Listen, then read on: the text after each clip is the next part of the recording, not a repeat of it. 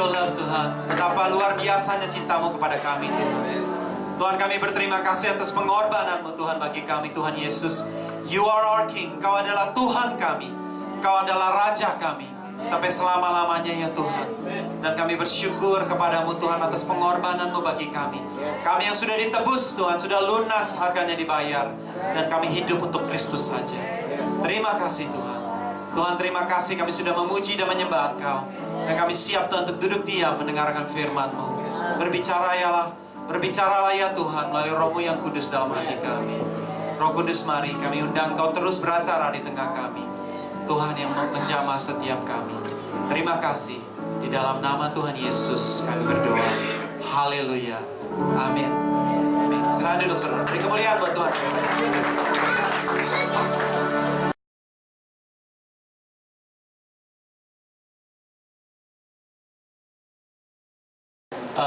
Hari ini kita juga akan firman Tuhan akan dilayani oleh Pak Yamin. Banyak dari kita mungkin belum kenal Pak Yamin, tapi Pak Yamin backgroundnya dulu bertobatnya di Jepang ya Pak Yamin ya. Di Jepang Pak Yamin 2 tahun waktu ke sana, dan di sana dijamah Tuhan. Tahun berapa waktu itu Pak Yamin? 92, 93, jadi sudah lama juga. Dan di sana 2 tahun digembleng oleh Pastor Caleb. Kemudian Pak Yamin pulang ke Indonesia dan ikut seminari di sana dalam sekolah seminari juga. Hari ini kita percaya bahwa Tuhan sudah menaruh firman Tuhan dalam hati Pak Yamin. Amin. Saya percaya kita semua akan diberkati. Mari kita beri semangat kepada Pak Yamin. Kita beri kemuliaan buat Tuhan sekali lagi. Haleluya.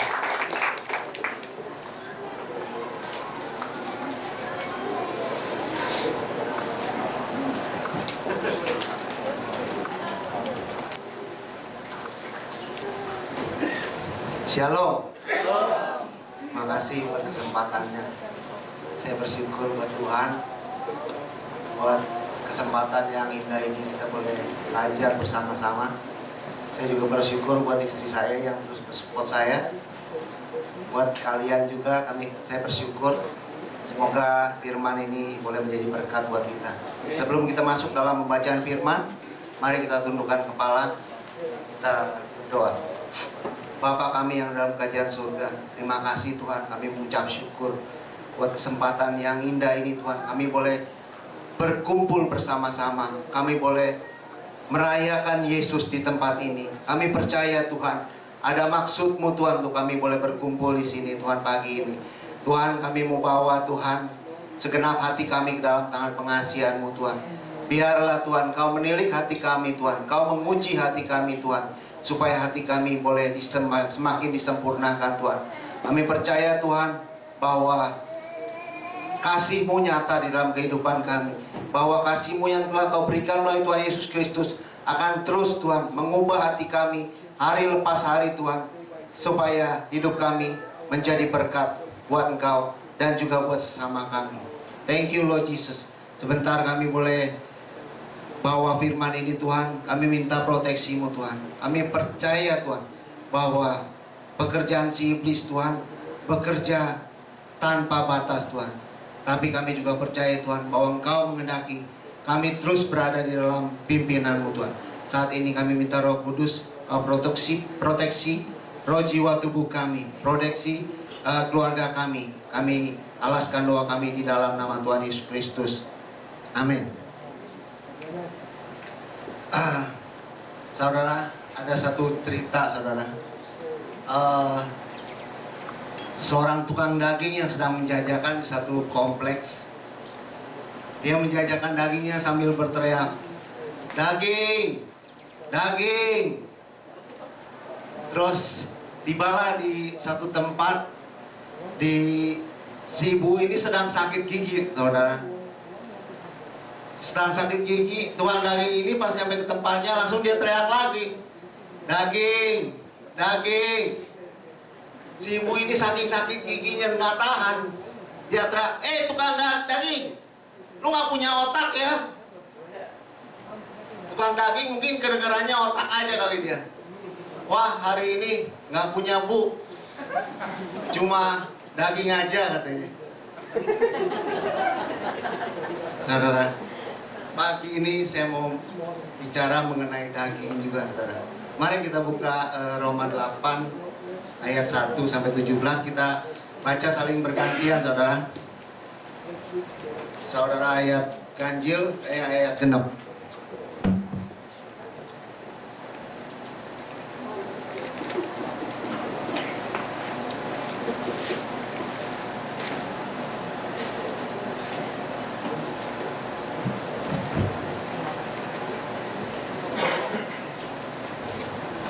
Oke, silakan mulai. Demikianlah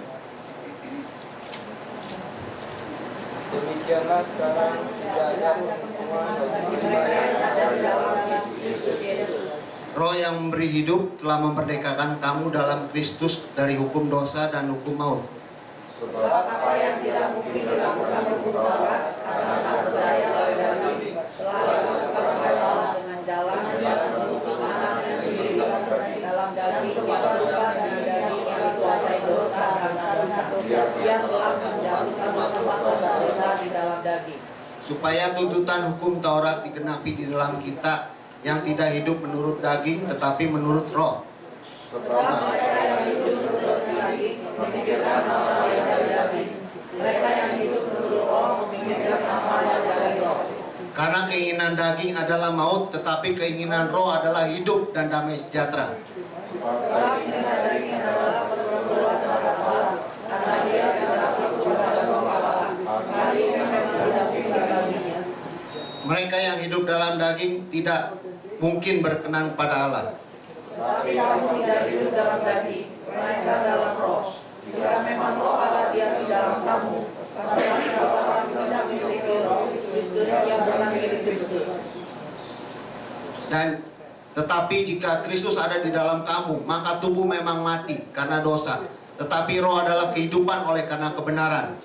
Dan jika roh dia yang telah membangkitkan Yesus dari antara orang mati diam di dalam kamu, maka dia yang telah membangkitkan Kristus Yesus dari orang mati akan menghidupkan juga tubuhmu yang mana itu oleh rohnya yang diam di dalam kamu. Jadi saudara-saudara, kita adalah orang berhutang, tetapi bukan kepada daging, supaya hidup menurut daging. Sebab jika kamu hidup menurut daging, kamu akan mati. Tetapi jika oleh roh kamu mematikan perbuatan-perbuatan tubuhmu yang akan hidup. Semua orang yang dipimpin roh Allah adalah anak Allah. Sebab waktu ada beberapa roh perbuatan yang membuat kamu menjadi takut lagi. Tetapi kamu telah menerima roh yang menjadikan kamu anak Allah. Oleh karena itu kita berseru ya Allah yang Bapa. Roh itu bersaksi bersama-sama dengan roh kita bahwa kita adalah anak-anak Allah. Dan jika kita adalah anak, maka kita juga adalah ahli waris. Bersama orang-orang yang akan menerima dari Allah, yang akan menderitanya bersama-sama dengan Kristus, yaitu tidak kita menderita bersama-sama dengan Dia, supaya kita juga dipermuliakan bersama-sama dengan Dia. Haleluya. Terima kasih. Saudara, firman ini menceritakan kita bagaimana kita harus hidup di dalam roh. Di sini saya mendapati ada 4 hal. Jadi pertama, penghukuman. Kedua, ada daging. Apa itu daging? Daging adalah tubuh kita, tubuh jasmani kita yang kelihatan. Ada lagi roh. Dan yang terakhir, hidup yang dipimpin roh. Di ayat 1 dikatakan, demikianlah sekarang tidak ada penghukuman bagi mereka yang ada di dalam Kristus. Kalau kita sebagai orang yang telah dibebaskan, pertama-tama apa yang kita pikirkan daripada pembebasan itu? Kita pasti berpikir, wah saya sudah bebas. Wah saya sekarang nggak ada beban lagi. Kita senantiasa memikirkan apa pada saat ininya. Kita nggak pernah memikirkan keadaannya. Kenapa kita dihukum? Kenapa kita dibebaskan? Seringkali kita tidak mengingat kesalahan-kesalahan yang kita lakukan. Kita senantiasa mengingat apa yang di depan kita, apa yang sekarang kita hadapi. Saudara-saudara, mari kita melihat kenapa kita dihukum. Hukuman adalah suatu upah atas pelanggaran yang kita lakukan. Hukuman juga adalah hasil daripada hasil daripada sesuatu yang kita lihat, kemudian kita olah di dalam pikiran kita, kemudian kita mengambilkan satu tindakan, yaitu perbuatan yang melanggar hukuman, sehingga kita dihukum. Saya mau bercerita, saya pernah kena tiket 4, saudara. Waktu itu saya kerja masih sendiri, nggak ada partner. Ya, kenapa bisa terjadi saya kena 4 tiket? Karena pikiran saya, saudara, mau ngubur setoran, mau ngubur omset, sehingga saya melanggar peraturan-peraturan yang seharusnya saya tidak langgar. Jadi ceritanya begini, saya waktu itu dari 23 Street dari arah barat mau menuju ke timur. Kemudian di 7 Avenue pas lampu kuning nyala, saya stop. Lampu hijau mau ke kuning, saya stop. Pas saya stop itu ada mobil 3 di depan saya. Kemudian lampu berubah menjadi kuning. Setelah lampu berubah jadi kuning, saya pikir sebentar lagi merah nih. Saya nggak sabaran. Saya langsung ambil kiri, potong. Saya lihat belakang kosong, saya ambil kiri, langsung saya sabut ke depan. Nah, rupanya pada saat saya motong itu, saudara, dari arah 7 Avenue kan turun ke bawah. Dari arah 7 Avenue itu ada polisi sedang nunggu. Nah, pada saat itu saya serobot. Lepas lampu merah sudah ke merah, saya serobot. Di depan ada penumpang lagi, saudara. Saya lihat penumpang, saya ambil aja di penumpang. Nggak tahu, saya waktu stop itu, saya stop deket pedestrian cross itu kan ada putih-putih ya, saudara. Itu nggak boleh kita stop di sana. Jadi pas saya stop di situ, penumpang naik, saya juga nggak bisa maju lagi. Saya tahu saya stop memang di dekat-dekat pedestrian. Nggak lama pas penumpang buka pintu, dari belakang mobil polisi bunyi tuat-tuat. Saya udah mengenal benar kalau bunyi tuat-tuat, jantung saya langsung deg-deg gitu, saudara. Karena ketahuan itu udah pasti tiket, saudara, nggak ada ampun. Nah, pas saya stop, ya udah polisi datang, ya minta surat-surat. Terus setelah itu ya udah minta surat-surat, kita tinggal nunggu dah apa hasilnya gitu loh. Pas saya dapat tiket 4, saudara, kaget saya pikir paling 2 gitu ya, biasa paling 2, kasih 4, saudara. Kesalahannya pertama improper turn, karena saya langsung keluar jalur kan, itu 1. Kedua, lampu merah nyerobot. Ketiga, danger driving. Keempat, saya nge-touch itu pedestrian cross, saudara. Jadi, aduh, saya gimana ya, mau pingsan juga nggak bisa, saudara. Jadi saya berpikir, istilahnya saya sabar 1 lampu merah aja, saya nggak dapat 4 tiket, saudara. Nah, kadang-kadang kita nggak mengerti kenapa kita dihukum. Seringkali di dalam kekristenan kita tuh memikirkannya kepentingan diri kita sendiri gitu loh, saudara. Oleh sebab itu, sebagai orang Kristen yang sudah dibebaskan, mari kita berpikir, kenapa sih Tuhan Yesus capek-capek mau turun dari surga ke bumi menebus kita? Apa sih tujuan sebenarnya gitu loh. Saya percaya Tuhan itu jauh melihatnya jauh daripada kita melihat gitu. Oleh sebab itu, Tuhan mau supaya kita tuh taat dan setia. Kebanyakan dari kita sebagai orang Kristen, sudah berapa kita jadi orang Kristen? Apa yang sudah kita perbuat buat Tuhan? Apa yang kita sudah perbuat untuk diri kita sendiri juga? Apa yang sudah kita perbuat untuk orang lain?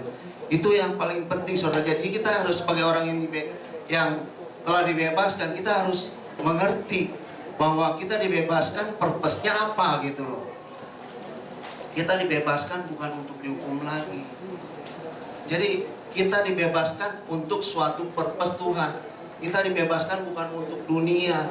Seringkali kita nggak tahu purpose kita apa menjadi orang Kristen.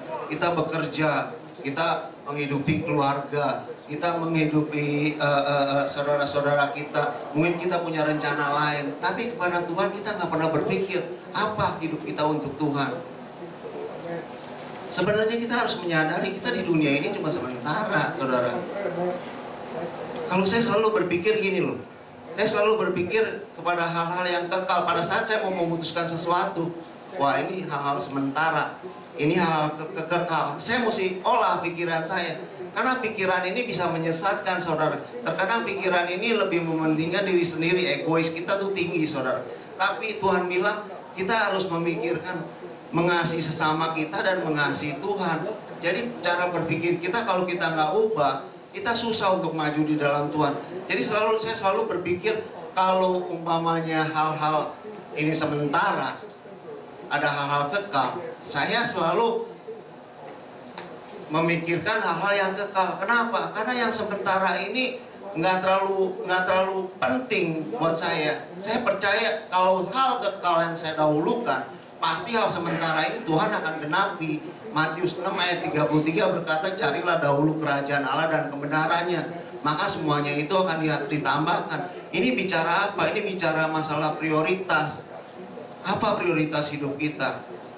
Kalau kita mendahulukan dia, saudara, yang lainnya Tuhan turut campur, saudara akan melihat, wah Tuhan luar biasa, wah Tuhan ajaib, wah Tuhan benar-benar dapat diandalkan. Tapi pernahkah kita mau menaruh iman kita sama Tuhan?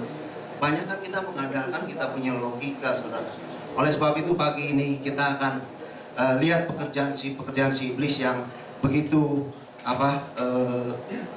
lihai, saudara. Kalau kita nggak ngerti cara kerja si iblis, kita susah untuk menebak ini pekerjaan si iblis atau siapa. Terkadang iblis itu dia triknya, sepertinya pada saat dia menggoda Hawa, sepertinya ini kelihatannya benar gitu loh. Ini kelihatannya sesuai dengan firman Tuhan gitu loh. Tapi ada trik-triknya, sebentar kita akan melihat nanti.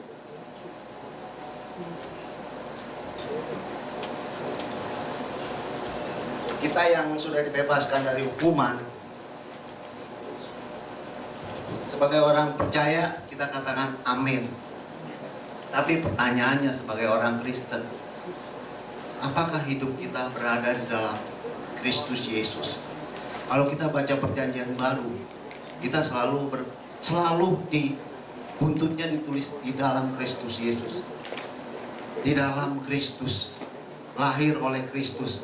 Apa, saudara? 1 Korintus 15 ayat 46-47, mari kita buka sebentar.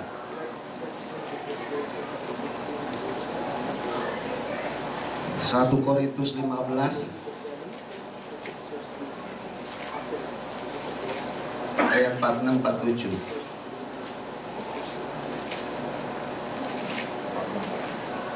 Sorry. Ya, 1 Korintus.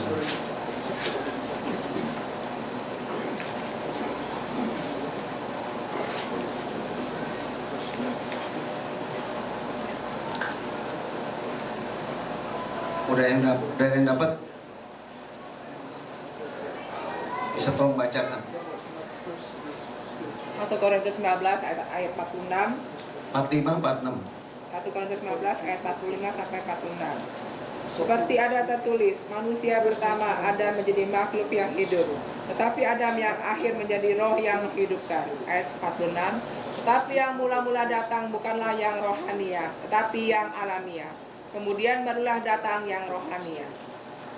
Saudara, dikatakan di sini Adam, manusia pertama Adam menjadi makhluk yang hidup. Manusia kedua Adam yang akhir menjadi roh yang menghidupkan.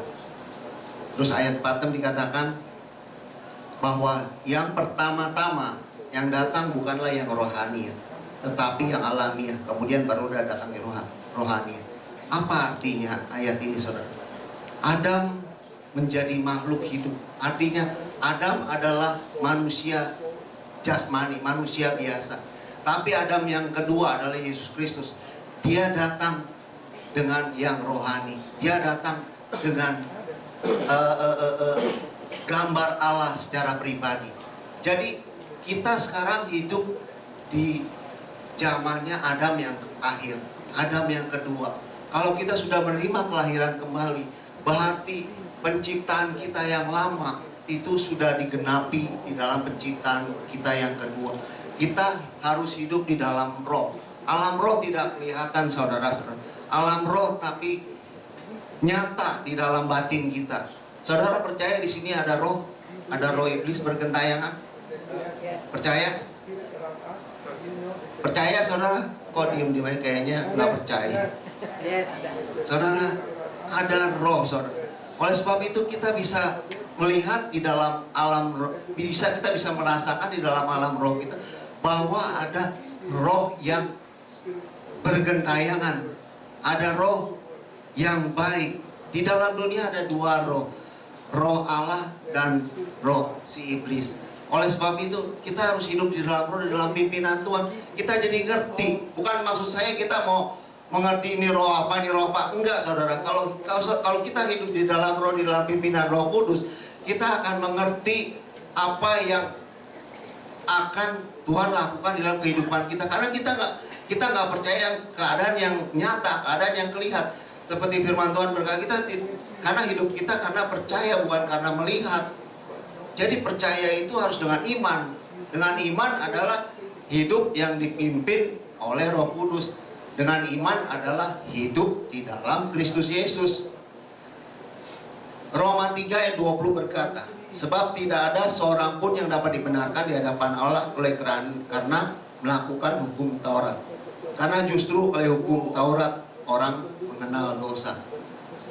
Jadi dalam kehidupan kita sebagai orang yang telah dilahirkan kembali, kita hidup di dalam balik Kristus Yesus yang telah menggenapi hukum Taurat, sehingga kita nggak perlu hidup di dalam perjanjian lama lagi, tapi kita hidup di dalam kasih karunia di balik Kristus Yesus. Oleh sebab itu kita harus hidup dipimpin oleh Roh. Banyak daripada kita, mungkin kita ke gereja, mungkin kita pelayanan, mungkin kita ikut doa, mungkin kita melakukan amal, saudara, belum tentu itu ibadah kita itu berkenan di hadapan Tuhan kalau kita tidak hidup di dalam pimpinan Tuhan, di dalam pimpinan Yesus. Oleh sebab itu kita harus mengembalikan cinta kasih mula-mula kita. Apa sebenarnya tujuan hidup kita? Apa sebenarnya yang Tuhan mau supaya kita jalani di dalam kehidupan kita sehari-hari, sehingga kehidupan kekristenan kita nyata buat orang lain juga, saudara. Berapa lama kita menjadi orang Kristen? Apa yang sudah kita buat? Saudara sendiri yang tahu, saudara. Kita harus menuju tujuan akhir kita apa? Hidup yang kekal. Hidup yang kekal bukan sekedar kita sudah diselamatkan lalu kita dengan bebasnya sebagai orang Kristen melakukan hal-hal yang sama orang dunia lakukan. Orang Kristen dengan orang dunia harus ada perbedaan. Yakobus 4 ayat 4 katakan, janganlah kita bersahabat dengan dunia. Karena apabila kita mau menjadi sahabat dunia ini, kita menjadikan diri kita musuh Allah, saudara. Apa sih artinya kita bersahabat dengan dunia? Kita selalu meniru-niru apa yang dunia tawarkan. Dunia ini kita udah tahu dunia ini milik si iblis. Ingat gak khotbah Solihin 2 minggu yang lalu? Bahwa ketika Tuhan Yesus diuji di padang gurun, setelah dia berpuasa 40 hari, iblis menawarkan, jika kau sujud menyembah aku, akan kuberikan dunia ini kepadamu. Saudara, dunia udah milik si iblis. Oleh sebab itu, dunia ini sudah terkontaminasi. Tuhan Yesus datang untuk memisahkan kita dari dunia. Kenapa kita masih hidup di dunia? Yaitu kita harus mengerjakan keselamatan kita.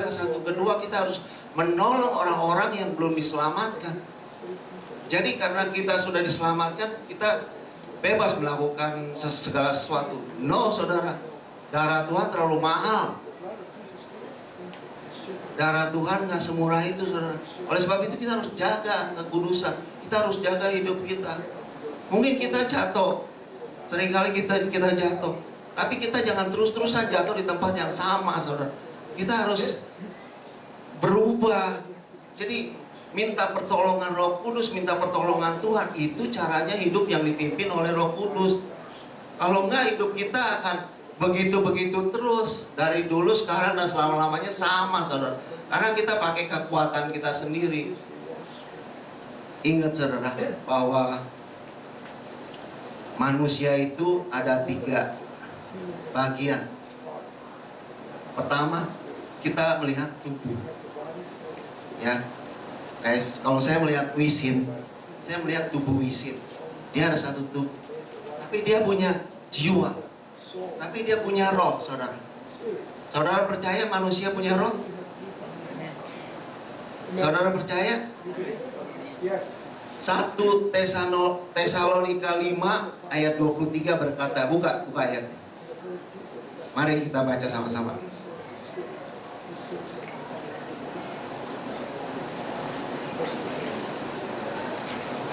1 Tesalonika 5 ayat 23. Semoga Allah damai sejahtera menguduskan kamu seluruhnya, dan semoga roh, jiwa, dan tubuhmu terpelihara sempurna dengan tak bercacat pada kedatangan Yesus Kristus.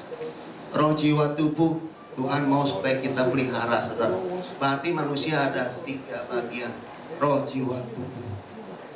Nah, saya akan bahas pertama dari daging. Ya, apa itu daging? Daging adalah tubuh kita. Orang pinter kayak orang bodoh, orang susah, orang kaya, orang desa, orang kota, dia punya tubuh. Sama, saudara. Tuhan tidak membedakan. Kita tahu Kejadian 2 ayat 7 mengatakan bahwa manusia dibentuk dari debu. Manusia dibentuk dari debu dan tanah. Sekarang saya mau tanya, manusia sama binatang, apa yang berbeda di dalam penciptaan Tuhan? Apa yang berbeda? Jadi gini, waktu Tuhan menjadikan binatang, gimana caranya? Waktu Tuhan menciptakan manusia, gimana caranya? Tahu gak? Masih ingat? Kita adalah makhluk spesial yang Tuhan ciptakan. Pada saat Allah menciptakan binatang, Allah berkata, hendaklah binatang-binatang berkeriapan, hendaklah ikan-ikan berenang di laut, kan? Nah, pada saat Allah menciptakan manusia, Allah mengambil debu dan tanah, lalu dia mengembuskan nafasnya. Itu yang membuat perbedaan antara manusia dan binatang. Manusia punya roh gak? Allah, saudara, manusia gak punya roh, saudara. Kenapa berbeda? Manusia pada saat dihembuskan nafasnya itu, nafas Allah, kalau Allah nafasnya aja kekal, saudara, dia hembuskan nafas dia, berarti roh Allah tuh masuk ke dalam debu itu, sehingga kita menjadi makhluk yang hidup di dalam tubuh itu. Makanya roh Allah masuk melalui nafas yang diberikan kepada kita. Itu yang berbeda. Dan pertanyaannya, kenapa Allah membentuk manusia dari debu, tetapi dia memberikan rohnya kepada kita, roh yang kudus, tapi debu? Kita tahu debu berarti gak sih? Debu ada gunanya gak sih? Kalau debu, istri saya kalau di rumah bersih debu dibuang-buangin, saudara. Debu gak ada artinya, saudara. Itu mencerminkan apa sih? Daging kita sebenarnya gak ada artinya, saudara. Tuhan mau supaya daging kita gak berarti, tetapi di dalam daging itu ada sesuatu yang berarti, yang Tuhan mau pakai supaya daging itu berguna buat Allah, berguna buat manusia, berguna buat sesama. Tubuh juga tubuh berbentuk jasmani. tubuh kita menghasilkan 5 panca indera. Penglihatan, pendengaran, penciuman, apalagi perasaan, itu lagi apa ya? Ngecap ya, lidah itu mengecap. Nah, jasmani itu menghasilkan 5 panca indera. Itu tubuh, saudara. Dan tubuh bersifat sementara. Berapa lama sih kita bisa menjalani kehidupan ini? Pengkhotbah katakan hidup kita itu seperti uap, sebentar saja timbul, sebentar saja hilang. Jadi sifat tubuh itu adalah sementara, dia tidak kekal. Kenapa kita selalu memikirkan hal-hal yang sementara? Kita lebih mengutamakan pekerjaan kita daripada gereja. Kita lebih mengutamakan pekerjaan kita daripada ikut doa. Kita lebih mengutamakan kepentingan kita daripada hal-hal yang lainnya, saudara. Hal-hal rohani. Mari kita belajar. Lihat, pekerjaan si iblis selalu menyibukkan kita, membuat kita tuh lebih cenderung kepada hal-hal yang sementara. Iblis datang nggak dengan rupa yang serem, saudara. Dia datang dengan nggak tanduk yang lancip, saudara. Dia datang nggak dengan muka yang menakutkan. Dia datang dengan sesuatu ikatan sehingga kita tertarik. Yakobus 1 ayat 14 ayat 15 berkata, karena keinginan kita itu dipikat oleh keinginannya, sehingga apabila kita terpikat, kita melakukan hal-hal berdosa. Apabila dosa itu sudah matang, dosa itu menjadi maut, saudara. Tubuh juga mempunyai keinginan dan hawa nafsu.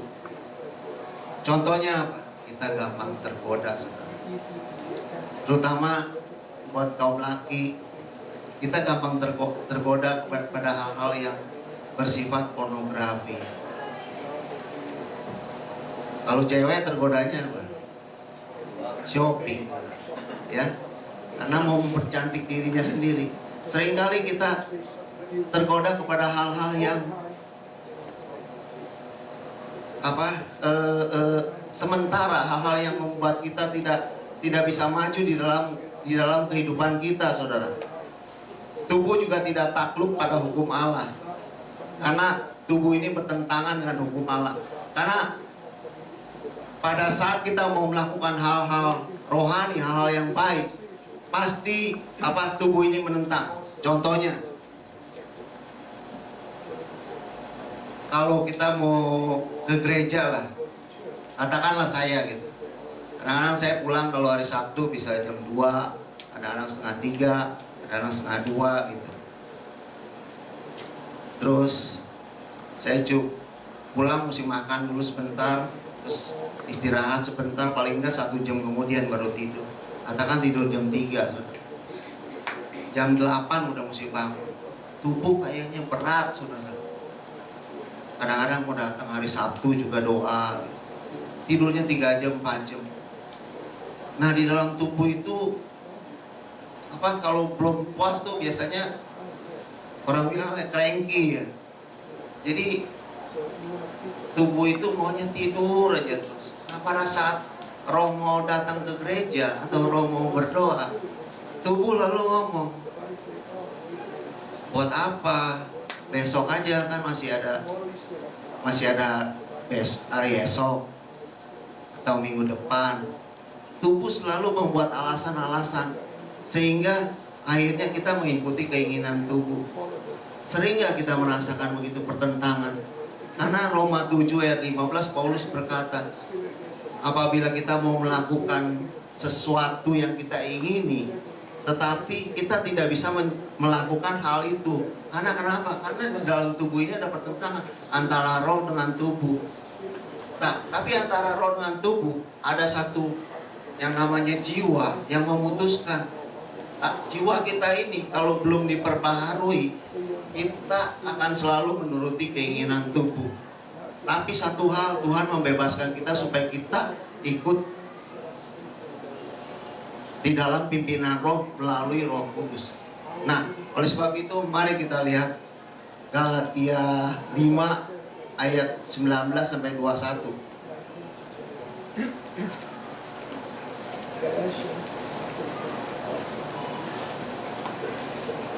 Galatia 5 ayat 19 sampai 21.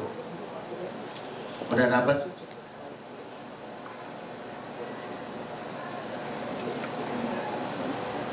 Perbuatan daging telah nyata, yaitu percabulan, kecemaran, hawa nafsu, penyembah berhala, sihir, persiteruan, perselisihan, iri hati, amarah, kepentingan diri sendiri, percideraan, roh pemecah, kedengkian, kemabukan, pesta pora, dan sebagainya. Terhadap semuanya ini kuperingatkan kamu, seperti yang telah kubuat dahulu, bahwa barang siapa melakukan hal-hal yang demikian, ia tidak akan mendapat kerajaan Allah. Mudah sekali untuk melihat pekerjaan daging atau tubuh kita atau pekerjaan roh. Saudara catat baik-baik ayat ini, Galatia 5 ayat 19-21.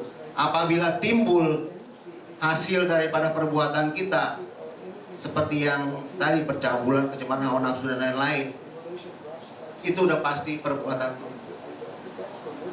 Itu pasti perbuatan daging.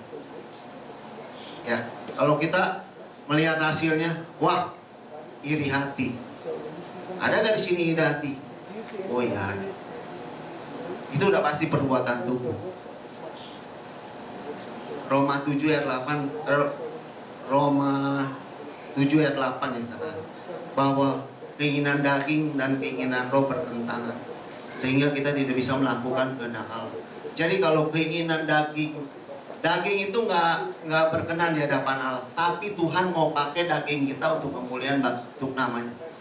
Lalu pertanyaannya, lalu gimana Pak Yamin? Sekarang kan kalau kita berdoa pakai daging kita, pakai tubuh kita datang pakai tubuh kita, betul, kita datang pakai tubuh kita. Tapi melalui roh yang sudah diperbaharui, melalui jiwa yang sudah diperbaharui, kita dapat meresapi tubuh kita menjadi tubuh ini buat kemuliaan Tuhan. Itulah sebabnya Tuhan nggak mau kita hidup di dalam daging, pakai kehendak daging. Karena kehendak daging nggak berkenan sama Tuhan. Kehendak daging sama kehendak roh bertentangan. Nanti kita akan melihat hasil daripada perbuatan daging, hasil daripada perbuatan roh. Bertentangan sekali, saudara. Oleh sebab itu, kita sulit untuk menjalankan firman Tuhan. Kenapa kita sebagai orang yang sudah dibebaskan sulit untuk melakukan kebenaran firman Tuhan? Karena itu, karena kita belum merubah mindset kita, roh kita sudah dirubah melalui kelahiran kembali. Yes, puji Tuhan. Tetapi roh itu harus menjadi bos atas keseluruhan tubuh kita. Kalau kita masih memiliki jiwa yang menjadi bos di dalam pemikiran kita, kita akan selalu diikat oleh pekerjaan si iblis melalui pekerjaan daging di dalam kehidupan kita, sehingga kita mau dekat sama Tuhan susah, sulit.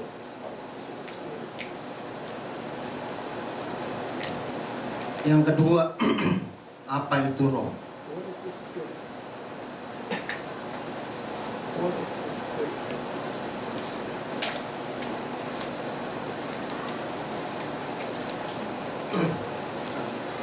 Roh adalah manusia batiniah yang tersembunyi di dalam tubuh manusia. Roma 7 ayat 22. Sebab di dalam batinku aku suka akan hukum Allah. Kita buka Roma 7 ayat 22. Baca ya.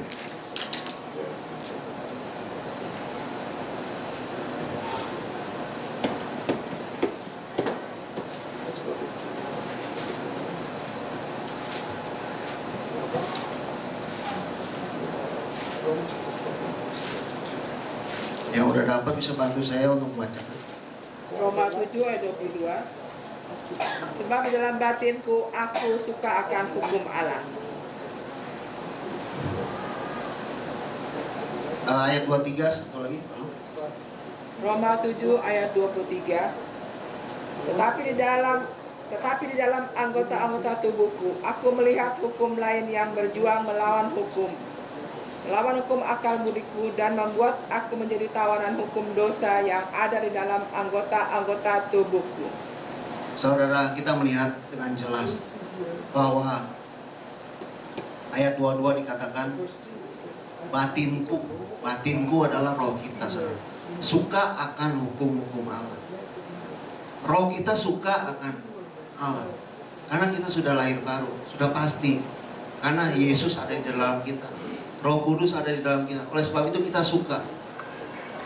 Tapi tubuh kita ini permasalahannya. Roh sama tubuh jadi satu, saudara. Nggak bisa roh ditinggalin di gereja, tubuh di rumah. Nggak bisa, saudara.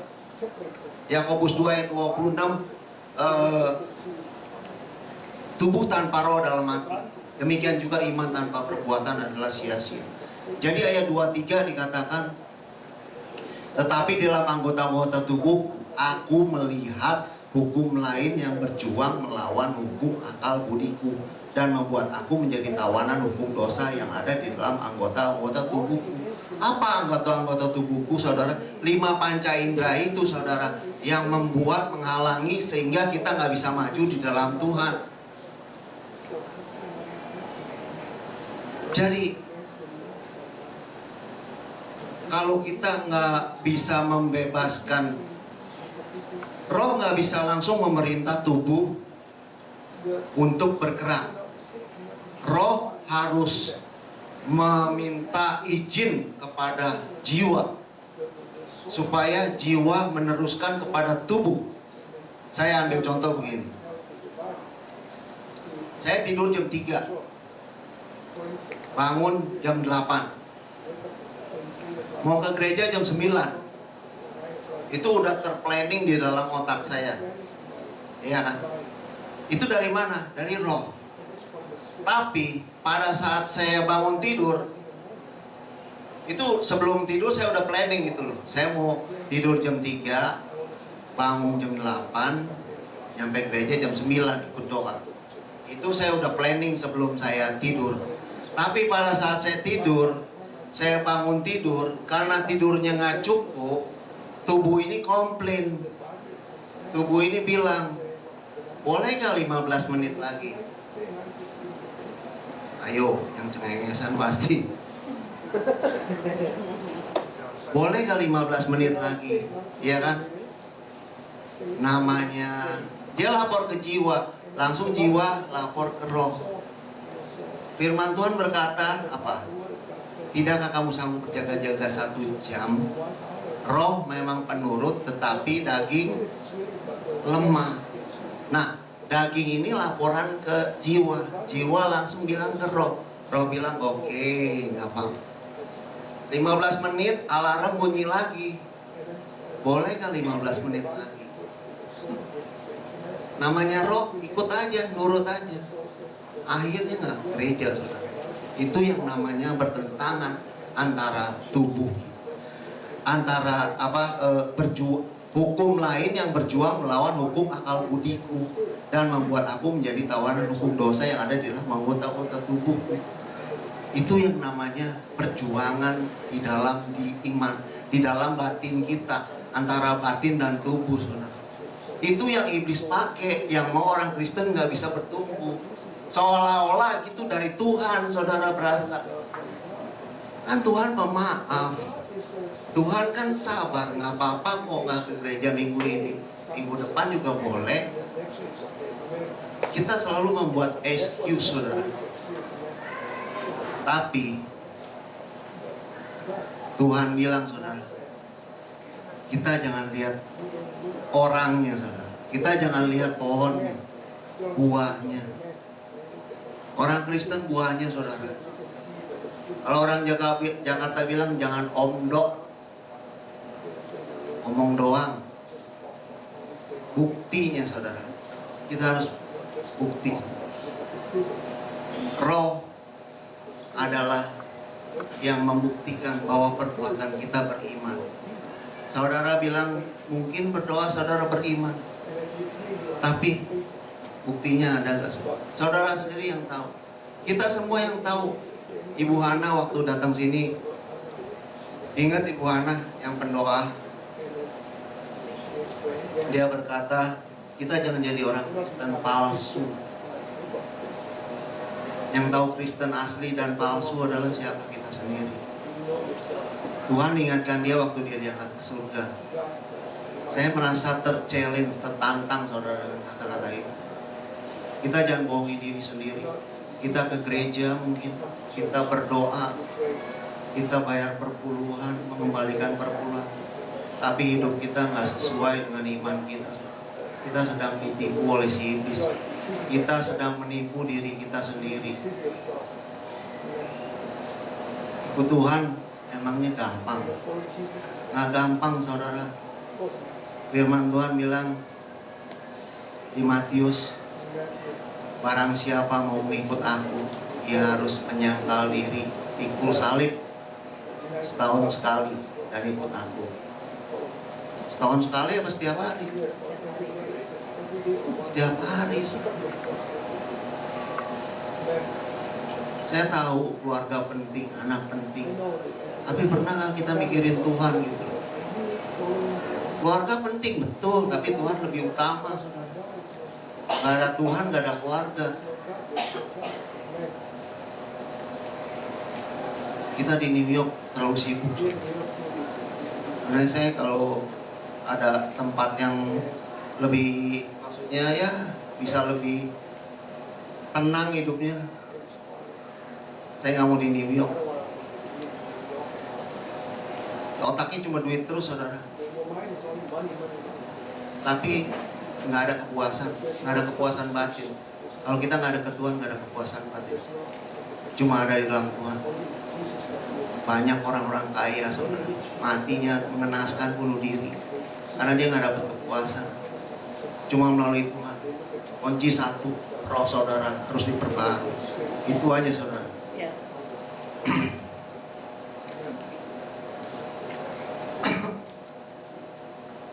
Apa itu roh? Roh adalah nafas Allah. Ingat tadi penciptaan. Pada saat Allah menciptakan manusia, Allah tiupkan nafas Allah sehingga nafas Allah menjadi roh di dalam tubuh manusia.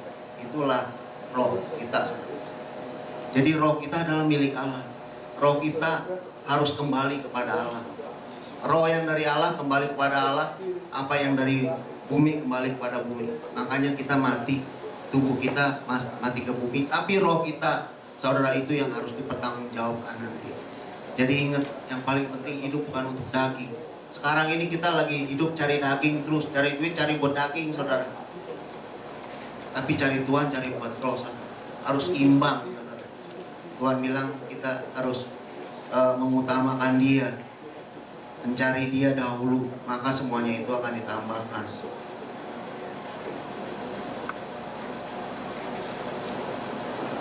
Roh bersifat penurut. Di dalam roh kita mempunyai keadilan, kita mempunyai kasih, kita mempunyai sifat menyembah. Roh kita, saudara. Kenapa Yohanes 4 ayat 3 dan 4 berkata Allah itu roh, barang siapa menyembah Dia harus menyembah dalam roh dan kebenaran. Daging tidak berguna di hadapan Allah, karena keinginan daging dan keinginan roh bertentangan. Oleh sebab itu Tuhan mau pakai daging kita, tapi melalui roh. Saudara harus mengaktifkan roh saudara dan mengajarkan jiwa supaya jiwa mengontrol daging, sehingga kehidupan roh saudara nyata. Caranya bagaimana? Nanti kita akan lihat. Yohanes 4 ayat 23, 24. Allah itu roh. Kita punya roh. Kita harus menyembah Dia di dalam roh dan kebenaran. Artinya kita harus dipimpin oleh Roh Kudus yang membawa kita kepada Allah, sehingga kita dapat berdoa kepada Allah, sehingga kita dapat menggapai Allah melalui pimpinan Roh Kudus. Setiap dari kita penting sekali untuk dipenuhi oleh Roh Kudus. Kenapa? Karena dia akan mengajarkan hal-hal yang roh yang kita tidak bisa dapatkan dari pelajaran-pelajaran yang ada. Hanya kita bisa dapatkan dari pelajaran dari pengalaman kita hubungan sama Tuhan melalui doa, melalui baca firman. Itu Roh Kudus akan mengajarkan hal rohani. Terus pertanyaannya, apakah kita bisa mengetahui kemajuan itu? Saya katakan bisa. Kenapa? Roh saudara bisa memberikan kesaksian batinnya. Bahwa kita sudah memperoleh something, kita memperoleh sesuatu. Dia akan mengajarkan kita. Hati kita akan merasa tenang, hati kita akan merasa puas. Sering kali kita merasa khawatir dan takut. Sering nggak saudara mengalami hal itu? Saya rasa semua orang pasti merasakan hal itu, terutama hal khawatir itu. Nah, Roh itu akan memberikan ketenangan di dalam kita dan menjamin bahwa kita udah nggak merasa khawatir lagi. Dari Roh itu kita merasakan sesuatu yang berbeda. Kita bisa merasakan oleh sebab itu. Tapi saya susah untuk mengatakannya. Tapi kita bisa merasakan. Kalau saudara sudah mengalaminya, saudara akan bisa menyatakannya bahwa oh iya, Roh itu nyata. Oh iya, Tuhan itu bisa bekerja di dalam roh kita. Oleh sebab itu, saudara, mari kita belajar mengaktifkan roh kita. Nah, bagaimana kita sebagai orang yang telah dilahirkan kembali, kita hidup dengan dipimpin oleh Roh Allah. Di Perikop Roma 8 tidak tulis tentang jiwa. Tapi sekarang saya akan bercerita tentang jiwa. Jiwa adalah pribadi kita, penampilan kita, performance kita, gengsi kita. Sering kita berkata, oh gengsi itu dia orangnya, ya kan? Itulah jiwanya, saudara. Katakan kepada pribadi kita sendiri. Jadi di dalam jiwa ada pikiran, ada kehendak, ada emosi. Pada saat saudara melihat sesuatu, contohnya ketika kita jalan-jalan di mall gitu, kita melihat sesuatu, kita tertarik pada sesuatu, langsung kita kelola sesuatu itu, kita kelola dalam pikiran kita.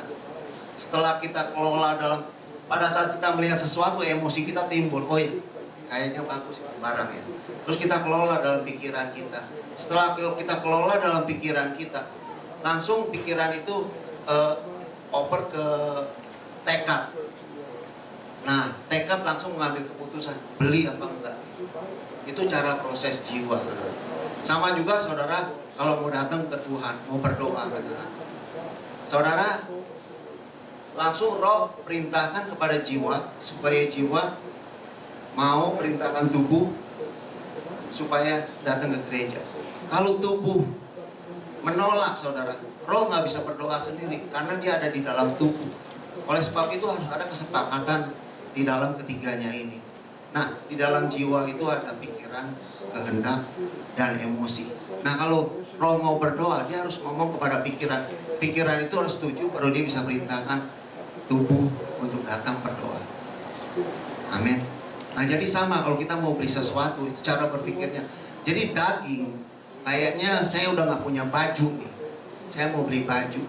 Langsung pada saat dia lihat baju, emosi dia timbul. Oh ya, baju udah nggak ada, belilah. Nah, pikiran langsung ngelola. Wah, harganya berapa nih? Warnanya apa aja?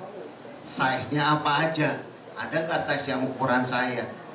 Nah, kemudian dia melaporkan kepada tekad, semuanya ada. Oke, beli. Nah, itu keinginan daging. Tapi Roh ikut campur nggak? Enggak, saudara. Itu antara keinginan daging sama keinginan, sama keputusan jiwa. Tapi Roh itu hubungannya dengan Tuhan. Kalau dia belum ada di dalam Tuhan, dia biasa hubungannya dengan kuasa-kuasa kegelapan. Ya, sebagai manusia baru, kita yang sudah dilahirkan baru, kita mesti mengubah cara berpikir kita. Mari kita lihat Roma 12 ayat 1 dan 2.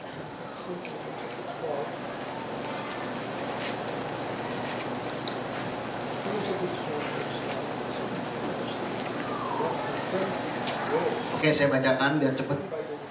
Karena itu, saudara-saudara, demi kemurahan Allah, aku menyiasat kamu, supaya kamu mempersembahkan tubuhmu sebagai persembahan yang hidup, yang kudus dan yang berkenan kepada Allah. Itu adalah ibadahmu yang sejati. Janganlah kamu menjadi serupa dengan dunia ini, tetapi berubahlah oleh pembaruan budimu, sehingga kamu dapat membedakan manakah kehendak Allah, apa yang baik, yang berkenan kepada Allah, dan yang sempurna. Saudara, dikatakan di sini kita harus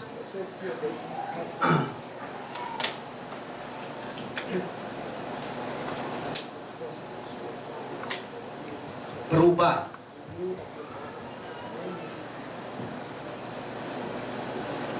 Jangan jadi serupa dengan dunia ini, tetapi berubah oleh pembaruan budi. Kita masih ada di dalam dunia ini. Jangan sampai kita terkontaminasi oleh dunia ini. Tapi kita harus mengambil sesuatu tindakan, mengambil sesuatu keputusan untuk mengubah cara berpikir kita. Contohnya, dulu waktu saya sebelum bertobat, mungkin saya jalannya dari ke sana. Mungkin saya berbuat macam-macam hal-hal yang tidak berkenan di hadapan Tuhan. Pada saat saya terima Tuhan Yesus di sini, saya nggak boleh jalan ke sana lagi. Saya harus berbalik ke sini. Itu berubah cara hidup kita. Cara hidup kita dikendalikan oleh pikiran kita, jiwa kita. Nah, kalau jiwanya nggak berubah, perbuatannya nggak bisa berubah. Tuhan datang merubah roh kita. Amin. Tadi dikatakan Adam yang pertama menjadi makhluk yang hidup. Adam yang kedua menjadi roh yang menghidupkan. Saudara, puji Tuhan. Tuhan mau turun, dia memberikan rohnya buat kita. Artinya begini, saudara. Pada saat saudara berdosa, saudara, roh saudara tersekat oleh dosa. Saudara nggak bisa hubungan sama Tuhan.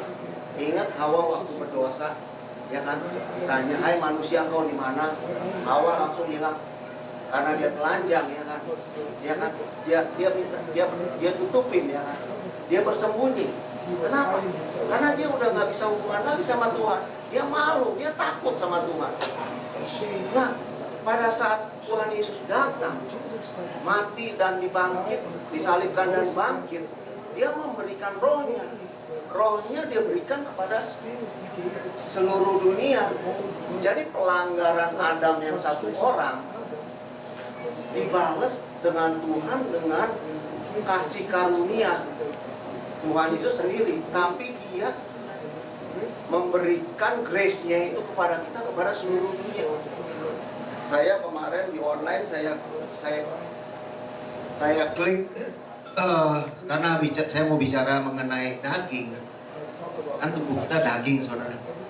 Saya mau tahu penduduk dunia berapa gitu loh, saudara. Setelah saya print, ada 7 lembar kalau nggak salah, saudara, penduduk dunia dari seluruh negara. Pas saya hitung, Cina aja 1 miliar lebih. India 1 miliar lebih, terus Amerika 1 miliar lebih juga. Amerika nggak sampai, kayaknya nggak sampai. Nah, Indonesia keempat, saudara. Saya total kalkulator saya cuma 9 digit, nggak muat, saudara. Ini saya nggak jadi hitung, saudara. Saudara, betapa dahsyatnya Tuhan kita, saudara. Dia tembus seluruh dunia, saudara. Jadi kalau daya pikir kita, pikiran kita nggak berubah, perbuatan kita nggak akan berubah, saudara. Kita sedang nipu diri sendiri. Percuma kita datang ke gereja, percuma kita berdoa, saudara. Tuhan bukan mau doa kamu, Tuhan nggak mau doa kita, saudara. Dia nggak mau perpuluhan kita dikaya kok. Mazmur 24 ayat 1 berkata bahwa Tuhan yang punya langit dan bumi, dia nggak perlu segala perbuatan kita di mata dia nggak ada apa-apanya, saudara. Tapi dia mau hati kita, dia mau perbuatan kita yang berubah.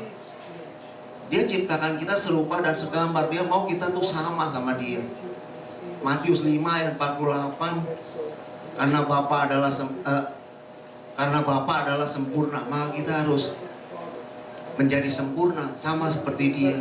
Bisa gak? Ya bisa, karena kita punya Roh Kudus. Kita udah gagal di hukum Taurat, jangan kita ngulangi lagi setelah kita terima Tuhan Yesus. Kalau kita sudah terima Tuhan Yesus, kita ngulangi lagi kegagalan kita menyalibkan Dia lagi, saudara. Oleh sebab itu kita harus berubah cara pandang kita sehingga perbuatan kita bisa berubah. Karena semua kehidupan kita setelah kita terima Tuhan Yesus, roh kita sudah diperbaharui, saudara. Ya, jadi turning point-nya di sini, saudara.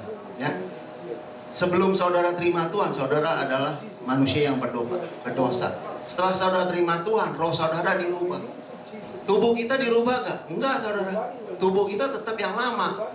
Pikiran kita dirubah gak? Enggak, saudara. Pikiran kita tetap yang lama. Makanya firman Tuhan Roma 12 ayat 1 dan 2 berkata, kita harus berubah cara berpikir kita.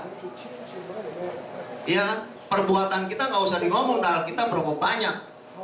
Tuhan ngomong kita harus berubah cara berpikir, perbuatan kita. Kristen itu bukan agama. Saudara, kalau Kristen sekarang yang nggak ngerti, Kristen itu bukan agama. Baca Kisah Para Rasul 11 ayat 26. Coba baca. Jadi ngerti. Kalau saudara ikut agama, sia-sialah kematian Tuhan Yesus. Kita bukan ikut agama, saudara. Kita ikut Tuhan Yesus.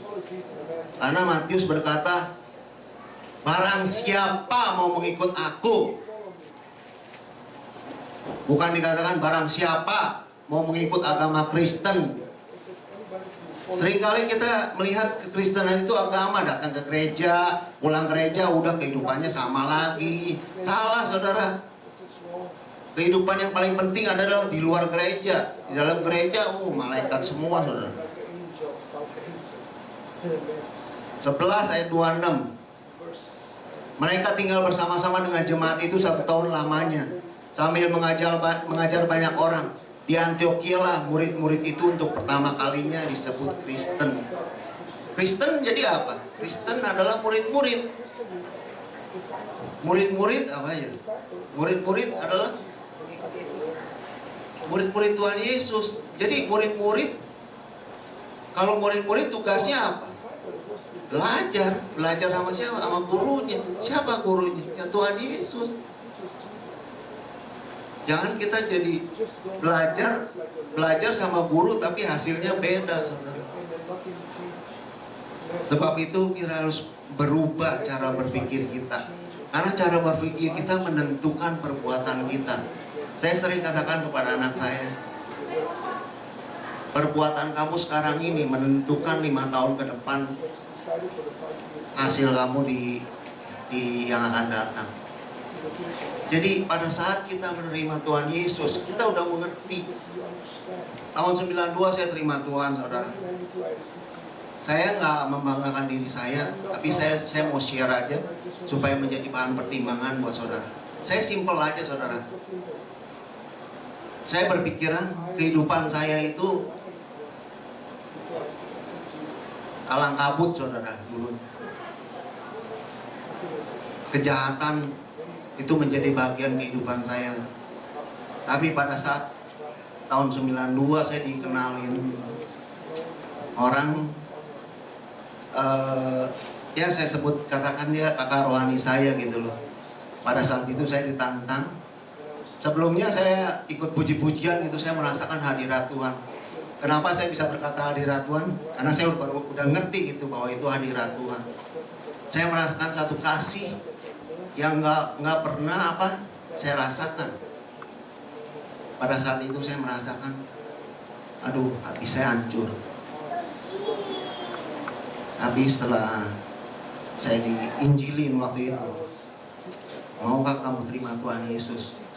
Mau nggak kamu bertobat dari jalan itu? Waktu itu saya sadar lah bahwa mungkin saatnya Tuhan menyadarkan saya gitu loh. Saya mesti bertobat. Nah pada saat itu saya bertobat. Saya orangnya nggak gampang nangis, tapi saat itu saya nangis. Saya berjujuran air mata.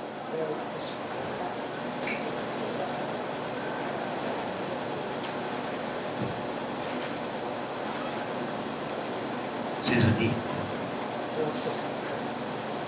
Kenapa saya nangis? Karena dia begitu baik. Kita nggak pernah menghayati kematian Tuhan Yesus.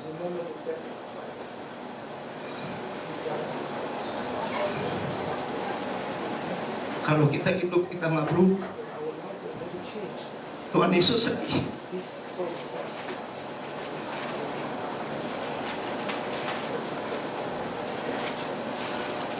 Kenapa saya sedih? Nggak tahan loh.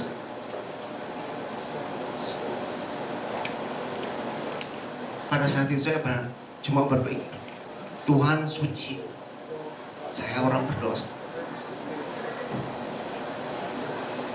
Langsung otak saya berubah, saya juga mesti suci. Itu aja. Kita melihat banyak dari kita terima Tuhan Yesus,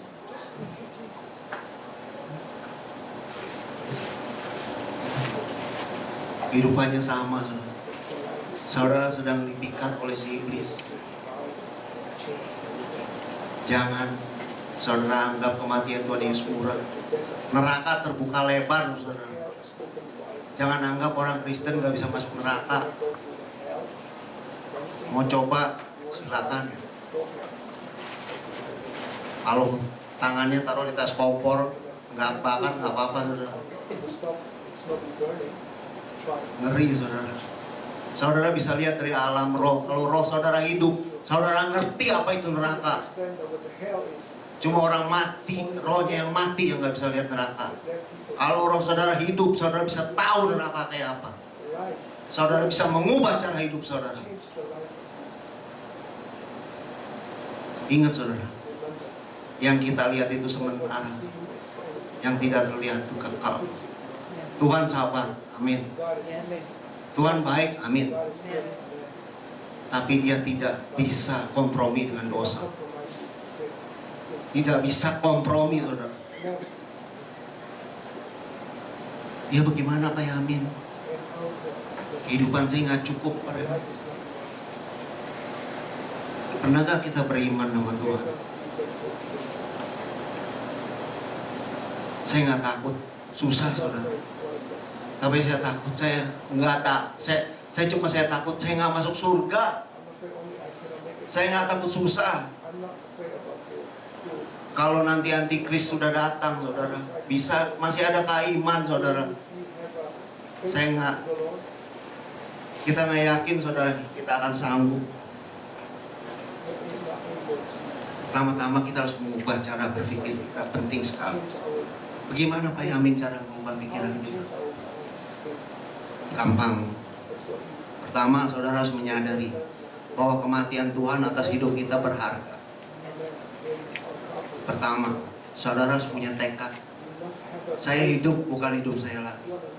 1 Korintus 7 ayat 23 berkata, sebab kamu sudah dibeli dan harganya sudah lunas dibayar. Karena itu muliakanlah Allah dengan tubuhmu.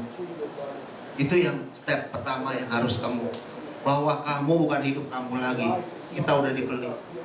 Kalau kita udah dibeli, kita itu sudah milik Tuhan, bukan milik kita sendiri. Jangan kita melakukan hak-hak, jangan kita memegang hak-hak kita lebih. Kita harus melepaskan hak-hak kita. Solihin pernah berkhotbah, Pak Solihin. Kita harus melepaskan hak kita supaya kita diterima oleh Dia.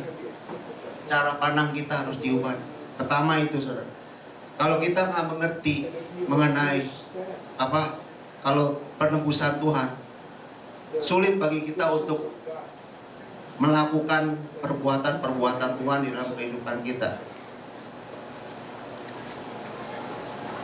Nah, kedua, kita dapat mengubah cara berpikir kita dari pembacaan firman Tuhan, perenungan firman Tuhan.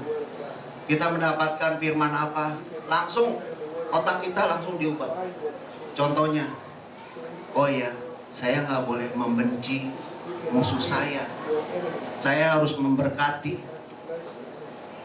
Otak kita udah terprogram, saudara. Kalau orang benci, gua mesti balas. Bener kan? Bener itu kata dunia. Tapi firman Tuhan bilang enggak. Roma 12 ayat 14, berkatilah musuhmu, doain musuhmu. Kalau saudara mau mulai mendoakan musuh saudara, saudara sedang berjalan di dalam iman. Saudara sedang mengubah cara berpikir saudara. Mungkin orang berkata, goblok lu.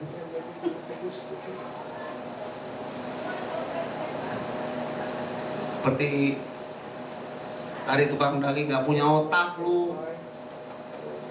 Ya, gak apa-apa saudara. Firman Tuhan bilang, kamu bilang balas lagi. Gak apa-apa, gua gak dipuji lu. Tapi yang penting gua dipuji Tuhan. Perlu pengorbanan saudara. Ya, ingat, barang siapa mau ikut aku, ya harus menyangkal diri dan pikul salib. Ya Tuhan, pikul salib. Ya Tuhan, sangkal diri. Kalau saudara mau menghindar, saudara terus jalan muter aja, kayak ikan sumur, situ aja terus nggak lari kemana-mana. Saudara nggak mau sangkal diri, nggak mau pikul salib. Doa pagi jam 5 itu sangkal pikul salib saudara. Dimaki-maki orang sebagai pengikut Tuhan, itu sangkal diri saudara. Mau gak kita ngejalaninnya? Itu hidup dipimpin roh namanya. Hidup dipimpin roh adalah berlawanan dengan hidup dipimpin oleh dunia. Oleh sebab itu dunia bilang kita bego. Tapi kita jangan hiraukan, terus kita maju.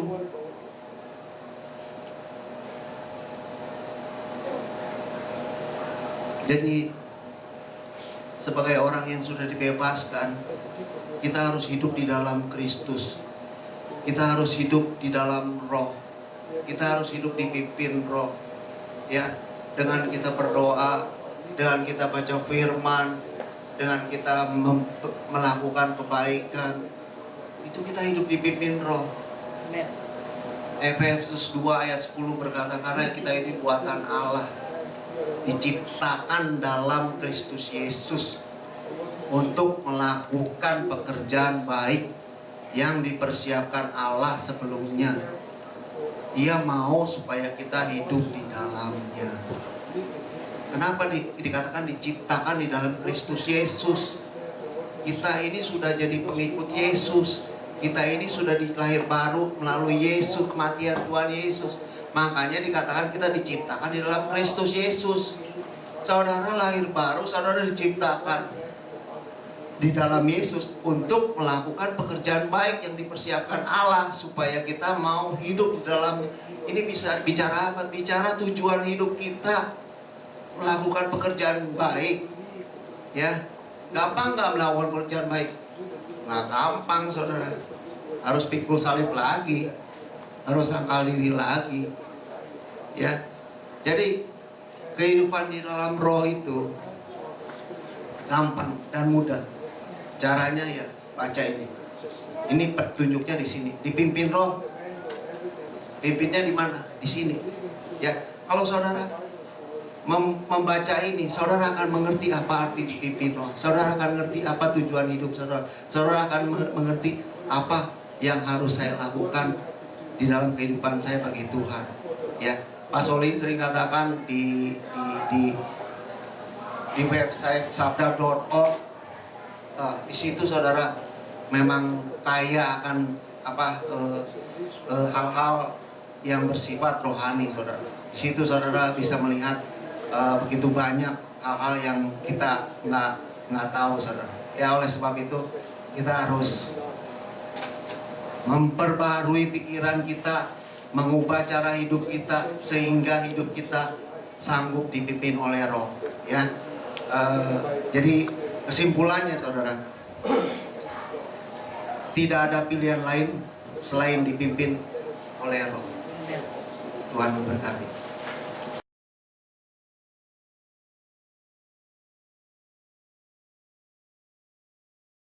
Haleluya.